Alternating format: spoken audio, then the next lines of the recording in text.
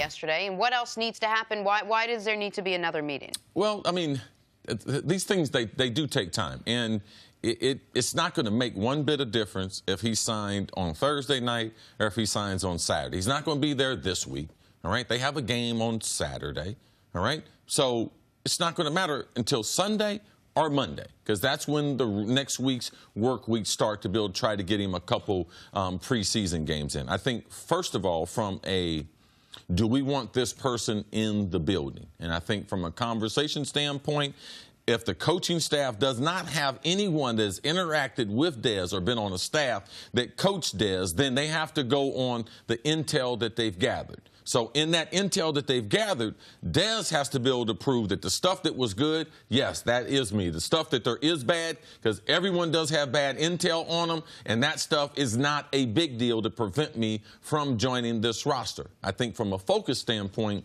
showing Mr. Dorsey and showing the staff there that he is ready to play football mentally and physically in whatever role that they want him to play. If that's being the third receiver, the second receiver, that means catching one ball game. If it means blocking, I would let those people know that I'm down for that for this 1 year. But it takes time. When you've never met a person, you just can't think. He comes through the door, you meet him, you say hello, and then they sign a contract. It's a little more extensive than that.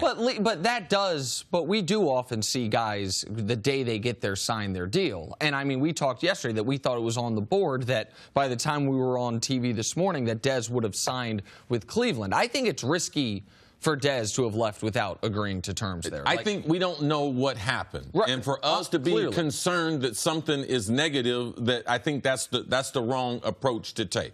All right? Just because he didn't sign on Thursday doesn't mean that Cleveland is moving forward. Cleveland got $53 million, all right, a salary cap. They need a wide receiver. There was no rush to put the pen to the paper on Thursday if there's other information. What if Dez? What if they have to look through the medical? All right? He did have to pass a physical. What if you have to go through all the x-rays and everything that Dez of his previous injuries, which is a typical situation that you go through. But what do you think's more likely here? That the Browns wanted to sign then and there and Dez said, I need time? Or that Dez wanted to sign and then and there? I think we're doing the wrong thing trying to figure out what was said in the meeting. Besides a getting to know each other. If there's not people familiar with the athlete in the building, there is a feeling out process before you even offer him a contract.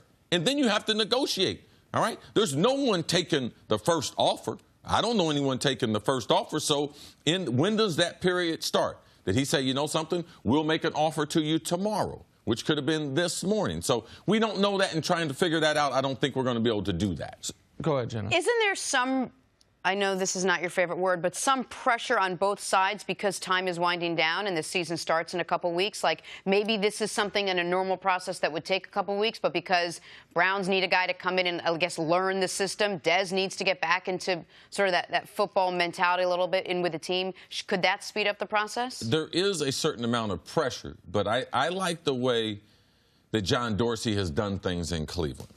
And I would much rather err on waiting before I make a mistake compared to rushing and doing what people think is the right thing. If there's a certain amount of intel on the player that I need to get, that's the most important thing. So that part shouldn't be rushed. Does he fit into our culture? They have not won a game. Dez is an explosive personality, and I would not try to rush into bringing him in when I don't need him at the facility until Monday. And the timeline of that is important because they play this weekend and because they won't get into their next work week until the day after the game. I understand that part of it, that even if he did sign yesterday, that he's not really getting to work with the Browns until Sunday at the earliest, but probably Monday. And as far as John Dorsey's history, John Dorsey has shown he doesn't mind edge players, as you would call them. Like we saw the types of players he brought in Kansas City, guys with what I would consider much greater off-the-field concerns than Dez Bryant. If you have talent and he thinks the coach can work with you, he doesn't mind bringing you in. Maybe I set my expectations at the wrong level because I know you have to negotiate contracts and you don't take a first offer. But we do see on the first day of free agency all the time guys on their first visit, it lasts 6 hours because the last 3 hours is the agent and the GM hammering something out, and they don't leave the building without agreeing to a deal. The reason why, between the end of the regular season and when free agency opens, I have a chance to get all that intel. I get all their medical information. I get all that stuff. So when it strikes midnight, I'm ready to spend my money. Right, but I guess, so maybe I'm missing something here. The Browns have had, free agency's now been open since Dez Bryant's been cut a few weeks into free agency. Like they weren't looking at Dez. They had Josh coming back. They thought he was going to come back and have a full season with a full training camp. They took a big chance on Callaway. They made the big purchase of Jarvis Landry. So their receiver intel, they were spending it on their players. So looking outside of that and saying, wow, why didn't they study Dez Bryant? They didn't have a need to study Dez Bryant. And let's not forget, they had a high draft pick in Corey Coleman, who they just gave up on and traded. So the time process is, I would just pump my brakes. Just relax. It's all right. The Browns play Saturday. All right? Dez, I still believe, will sign with the Browns. Just real quick before we stop, do you think both Baker Mayfield and Jarvis Landry are two players on this team the Browns, Dorsey, maybe Hugh Jackson, will talk to and consult with about playing with Dez Bryant, or this is going to be just a Dorsey issue? The players don't matter that much, all right? The players believe in Dorsey. Dorsey brought those players in. So Cleveland, they're trying to create a culture. They don't have a culture. Before you start asking, I mean, John Dorsey has been in enough NFL locker rooms. He's running that franchise. Yeah. All right? And Baker Mayfield doesn't know anything about Dez Bryant. Why would you ask a guy who knows nothing?